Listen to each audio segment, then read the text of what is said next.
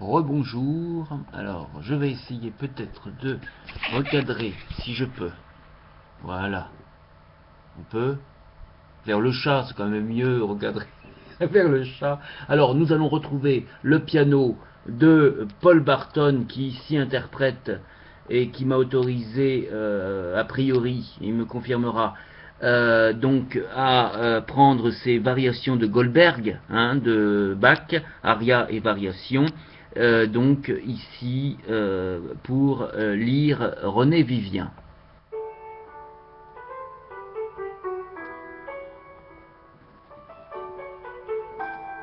Let the dead bury their dead. Voici la nuit. Je vais ensevelir mes morts, mes songes, mes désirs, mes douleurs, mes remords, tout le passé. Je vais ensevelir mes morts. J'ensevelis parmi les sombres violettes tes yeux, tes mains, ton front et tes lèvres muettes. Ô toi qui dors parmi les sombres violettes, j'emporte cet éclair dernier de ton regard. Dans le choc de la vie et le heurt du hasard, j'emporte ainsi la paix de ton dernier regard. Je couvrirai d'encens, de rose et de rose, la pâle chevelure et les paupières closes d'un amour dont l'ardeur mourut parmi les roses. Que s'élève vers moi l'âme froide des morts, abolissant en moi les craintes, les remords, et m'apportant la paix souriante des morts. Que j'obtienne, dans un grand lit de violettes, cette immuable paix d'éternité muette, où meurt jusqu'à l'odeur des douces violettes. Que se reflète au fond de mon calme regard un vaste crépuscule immobile et blafard, que diminue enfin l'ardeur de mon regard, mais que j'emporte aussi le souvenir des roses, lorsqu'on viendra poser sur mes paupières closes les lotus et les lys, les roses et les roses.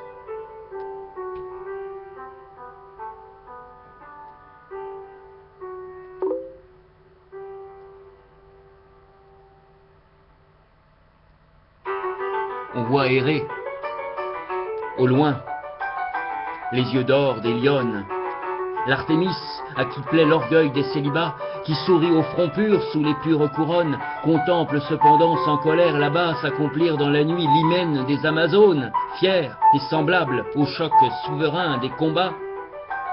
Leur regard de dégoût enveloppe les mâles, engloutis sous les flots nocturnes du sommeil. L'ombre est lourde d'échos, de tiédeurs et de râles. Elle semble attendre un frisson de réveil. La clarté se rapproche, et leurs prunelles pâles victorieusement reflètent le soleil.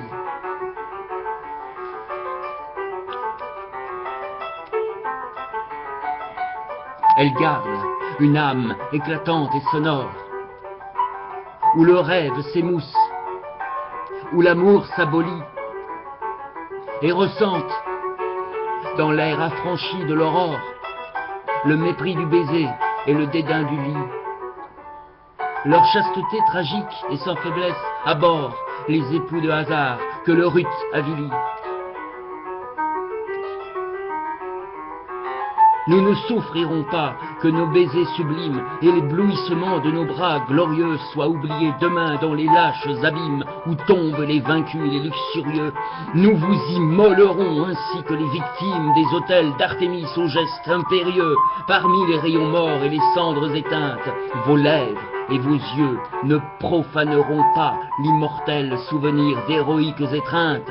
Loin de la couche obscène et de l'impur repas, vous garderez au cours nos tenaces empreintes et nos soupirs mêlés aux soupirs du trépas.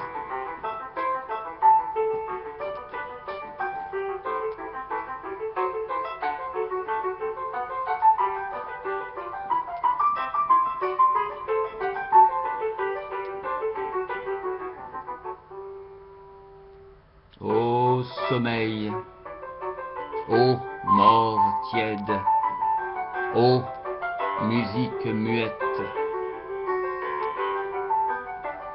Ton visage s'incline éternellement là, et le songe fleurit à l'ombre de tes pas, ainsi qu'une nocturne et sombre violette. Les parfums affaiblis et les astres décrus revivent dans tes mains aux pâles transparences, évocateurs d'espoir et vainqueurs de souffrance qui nous rend la beauté des êtres disparus.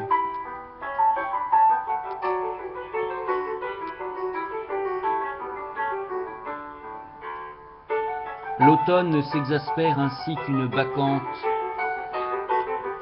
ivre du sang des fruits et du sang des baisers, et dont on voit frémir les seins inapaisés. L'automne s'assombrit ainsi qu'une bacchante au sortir des festins éclatants et qui chante la moite lassitude et l'oubli des baisers. Les yeux à demi clos, l'automne se réveille et voit l'éclat perdu des clartés et des fleurs, dont le soir appauvrit les anciennes couleurs. Les yeux à demi clos, l'automne se réveille. Ses membres sont meurtris, et son âme est pareille à la coupe sans joie où ses feuilles et les fleurs. Ayant bu l'amertume et la haine de vivre dans le flot triomphal des vignes de l'été, elle a connu le goût de la satiété. L'amertume latente et la haine de vivre corrompent le festin dont le monde s'enivre, étendu sur le lit nuptial de l'été. L'automne, ouvrant ses mains d'appel et de faiblesse, se meurt du souvenir accablant de l'amour et n'ose en espérer l'impossible retour. Sa chair de volupté, de langueur, de faiblesse, implore le venin de la bouche qui blesse et qui sait recueillir les sanglots de l'amour. Le cœur à moitié mort, l'automne se réveille et contemple l'amour à travers le passé. Le feu vacille au fond de son regard lassé. Dans son verger flétri, l'automne se réveille. La vigne se dessèche et périt sur la treille. Dans le lointain pâlit la rive du passé.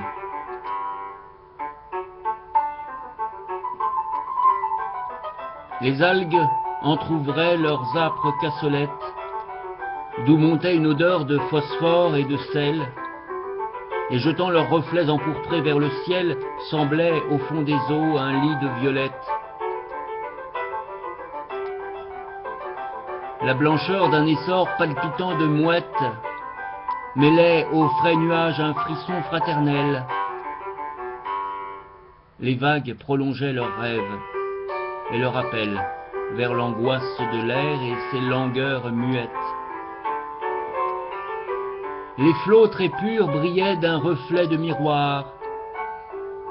La sirène aux cheveux rouges comme le soir chantait la volupté d'une mort amoureuse.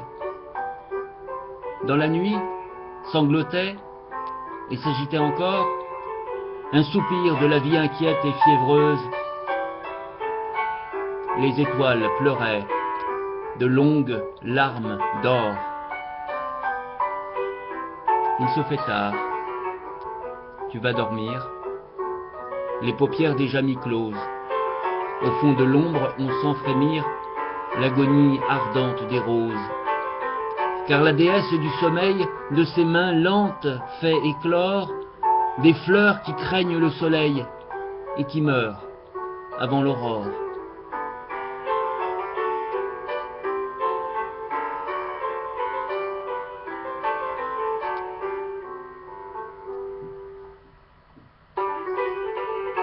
Tes cheveux au blond vert s'imprègnent d'émeraude, sous le ciel, pareil au feuillage clair. L'odeur des pavots se répand et rôde, ainsi qu'un soupir mourant dans les airs. Les yeux attachés sur ton fin sourire, j'admire son art et sa cruauté, mais la vision des ans me déchire, et prophétiquement, je pleure ta beauté. Puisque telle est la loi lamentable et stupide, tu te flétriras un jour à mon lys, et le déshonneur public de la ride marquera ton front de ce mot « jadis ». Tes pas oublieront ce rythme de l'onde, ta chair sans désir, tes membres perclus ne frémiront plus dans l'ardeur profonde, l'amour désenchanté ne te connaîtra plus. Ton sein ne battra plus comme l'essor de l'aile sous l'oppression du cœur généreux, et tu fuiras l'heure exquise et cruelle où l'ombre pâlit le front des heureux. Ton sommeil craindra l'aurore où persiste le dernier rayon des derniers flambeaux. Ton âme de vierge amoureuse et triste s'éteindra dans tes yeux plus froids que les tombeaux. Elle est lasse, après tant d'épuisantes luxures. Le parfum émané de ses membres meurtris est plein du souvenir des lentes meurtrissures. La débauche a creusé ses yeux bleus assombris, et la fièvre des nuits avidement rêvé rend plus pâles encore ses pâles cheveux blonds. Ses attitudes ont des langueurs énervées, mais voici que l'amante aux cruels ongles longs soudain la ressaisit et l'étreint et l'embrasse d'une ardeur si sauvage et si douce à la fois que le beau corps brisé s'offre en demandant grâce dans un râle d'amour, de désir et d'effroi. Et le sanglot qui monte avec monotonie, s'exaspérant enfin de trop de volupté, hurle comme l'on hurle au moment d'agonie, sans espoir d'attendrir l'immense surdité. Puis, l'atroce silence et l'horreur qu'il apporte, le brusque étouffement de la plaintive voix, et sur le cou, pareil à quelques tiges mortes, blêmit la marque verte et sinistre des doigts.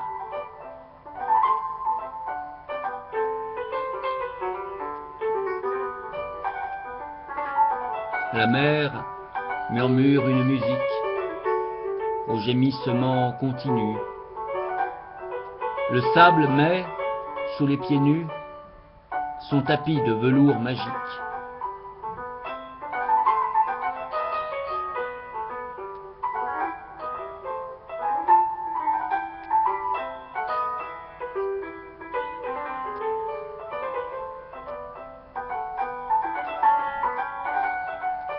C'était quelques poèmes de René Vivien sur les notes de Bach, interprétées ici par Paul Barton.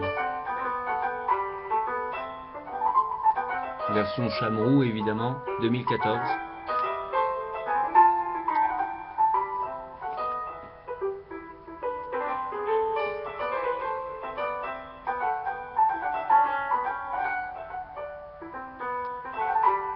On ne sera pas étonné que je n'ai pas pu répondre à ceux qui m'ont écrit sur Facebook, dont on a entendu Dring.